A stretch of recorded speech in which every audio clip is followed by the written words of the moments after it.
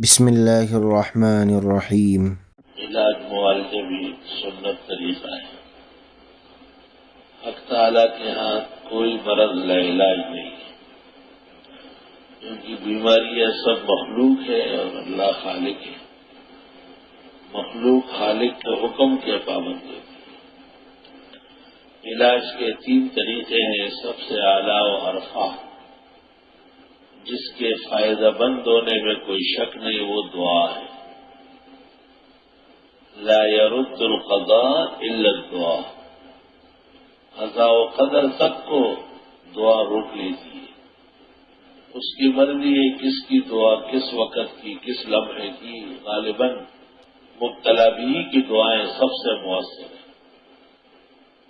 جس شخص کو مشکل مرض درپیش ہو اس کی دعا سب سے مؤثر ہے، کیونکہ اسی کی پکڑ سے کچھ ہوا ہے، اور وہی روئے اور واویلا کرے اور اپنے آقا اور محسن حقیقی شہنشاہ مطلق کو راضی کر لے تو بلے بلے۔ کبھی اپنے پرائے نیک اور خاص لمحات اور گھڑیوں کی دعائیں بھی کارگر ہو جاتی ہیں۔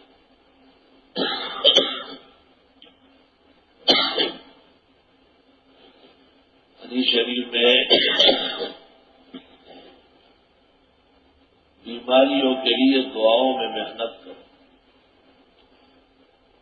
دوسرا طریقہ علاج ہے انفاق، صدقات اور خیرات۔ تداؤ مرضاکم بالصدقات، صدقے اور خیرات سے بھی بیماروں کا علاج کرو۔ ان الصدقۃ تنفع مما لم ينزل ومما نزل، صدقہ ان بیماریوں میں بھی مفید ہے جو بلائے وارد ہو چکی ہے اور جو بھی وارد نہیں ہے۔ بڑی حیران کن بات ہے کہ جو بلا آ چکی ہے فرمایا اس میں بھی صدقہ مفید ہے۔ غم ہلکا ہو جائے گا، سہنے کی طاقت آ جائے گی، نعم البدل مل جائے گا۔ اور تیسرا ہے مراجعات الی الطبیب، الاستفسار من الحکیم، الاعتبار حسب ما امرہ۔ طبیب، حکیم، فن کے ڈاکٹر مختلف امراض کے مختلف مرتبے بٹے ہیں۔ جس جسم کے حصے کی تکلیف ہو، جس قسم کی بیماری مخصوص ہو، معاشرے میں اللہ نے طبیب، حکیم اور ڈاکٹر صاحبان اس طرح بنائے۔ ابتدا بالکل سادہ اور عام بیمار سے طبیب سے کیے جائے۔ عام قسم کے جو ڈاکٹر ہیں وہ زیادہ مخلص ہوتے ہیں، وہ بیماروں کے بہت زیادہ ہمدرد ہوتے ہیں، بڑے تو بڑے مساکین ہیں اور بڑے فرائضہ ہیں، ان کو تو تڑپتے ہوئے نظر آتے ہیں، ان کا کیا جاتا ہے، وہ تو صاف بن چکے ہیں۔ لیکن یہ چھوٹے موٹے کلینک والے جب نمازی ہو، مخلص ہو، محسن ہو، کسی دہشت وحشت کا آدمی نہ ہو، ان کے قول اور فعل میں مشاورت میں بہت جلدی فائدہ ہو جاتا ہے۔ اصل تو امر الہی ہے کہ رجوع کرو۔ حدیث شریف میں ایک شخص کو شدید زکام تھا، آپ نے کہا آپ نے ڈاکٹر کو نہیں دکھایا؟ اس نے کہا اگر فائدہ لکھا ہے تو پہنچ جائے گا، ورنہ ویسے ہی۔ آپ نے کہا اس طرح باتیں نہ کرو، تداؤ یا عباد اللہ، دوائیاں استعمال کرو اے اللہ کے بندو۔ ما من دائن وفی روایت مرض الا جعل له دواء وفی روایت شفاء، اللہ تعالیٰ نے ہر بیماری ہر تکلیف کے لیے اس کا مقابل معالجہ پیدا فرمایا ہے۔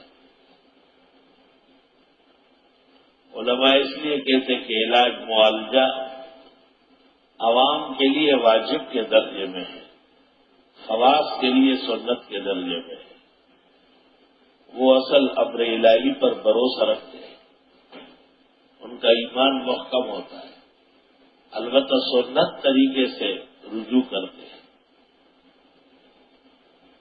ڈاکٹر صاحبان، حکیم، طبیب وہ بھی اخلاص سے دیکھیں، توجہ مریض اور اس کے خیر خواہی پر مرکوز رکھیں۔ اور اللہ سے ان کی شفا، صحت، تندرستی، سلامتی بھی مانگتے رہے۔ معالج کی مثال ماں کی ہے، ماں چھوٹی ہو یا بڑی، مسلم ہو یا کافر، اولاد کے ساتھ اس کی ہمدردی ضروری ہے۔ اللہ اکبر و کبیرہ۔ اس لیے ہماری گزارش یہ ہے کہ سب سے پہلے تو دعاؤں پر خوب توجہ ہو، پھر صدقات اور خیرات کی بھرمار کی جائے،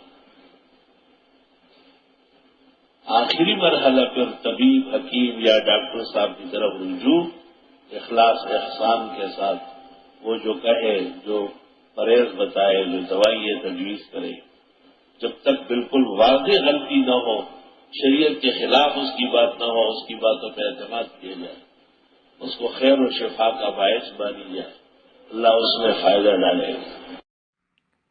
مفتی ظفر خان رحمۃ اللہ علیہ کے مزید قیمتی بیانات، علم حدیث اور تفسیر کی باتیں سننے کے لیے ابھی اس چینل کو سبسکرائب کریں، بیل آئیکن کو دبا دیں تاکہ ہر نیا بیان آپ تک فوراً پہنچ جائے۔ اللہ تعالی ہمیں ان باتوں پر عمل کرنے کی توفیق عطا فرمائے۔ جزاکم اللہ خیر۔ آگے زیادہ سے زیادہ شیئر کریں اور ہمارے چینل کو سبسکرائب کریں۔